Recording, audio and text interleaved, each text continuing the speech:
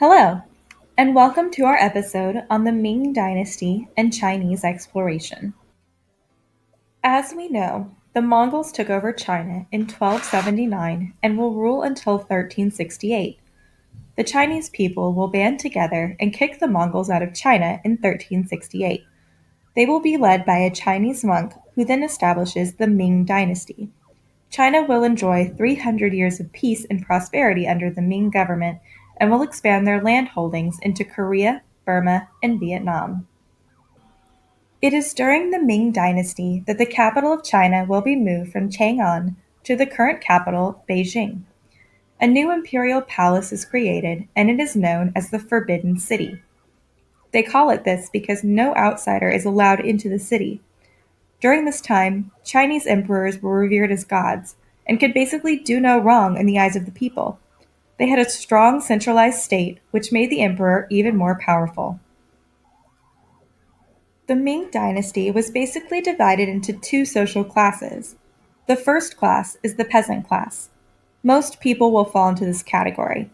The lower class were basically all illiterate, and there was little to no education provided to them. Most of these people, too, were also unable to earn much money. The upper classes deliberately controlled the economy so that the lower classes were always reliant on them for work. The second class is the scholar gentry class. They will, like their name suggests, be educated and own land. They actually will own pretty much all of the land the peasants are working. Sound like medieval Europe much? Learning, like in most Chinese dynasties, was highly valued. The Ming restored the civil service exam. If you haven't figured it out yet, the start of every dynasty has the best of intentions and restores the Confucian civil service exams. But ultimately, over time, corruption sets in and they fail. The only other social group belonged to a small group of merchants and craftsmen.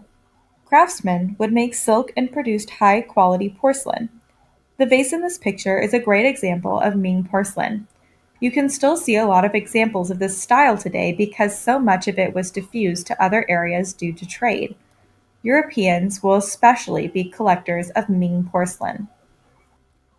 When you think about exploration, I'm sure China is not the first place that comes to mind.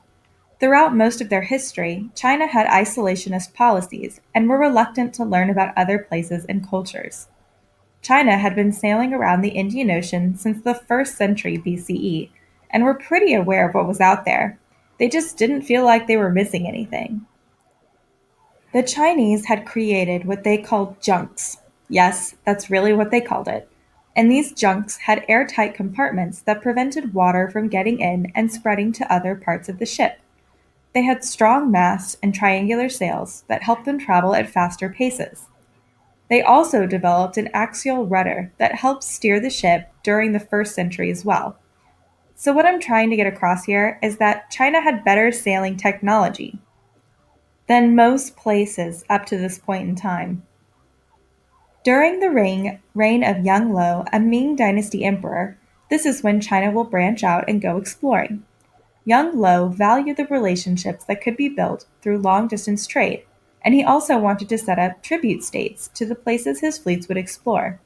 During this time, he would send expeditions as far away as India, Persia, and Africa.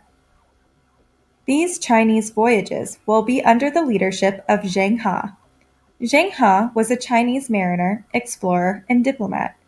Zheng He will start in more humble beginnings from a Muslim family and later rise to the top of the imperial hierarchy and serve as a commander of Nanjing.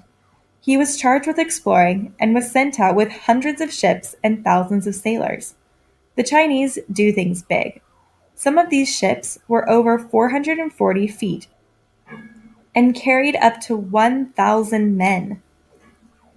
To give you some contrast, Columbus's fleet only had 3 ships, and the largest of which was the Santa Maria, and it was only 115 feet long and carried only 40 men. I love this picture and how grand Zheng He's ship is in comparison. Just further proof that if the Chinese had wanted to, they could have conquered us all. Also, Zheng He is responsible for bringing back to China a creature that they had previously thought to be fictional. The Chinese had their version of a unicorn, and it was a giraffe.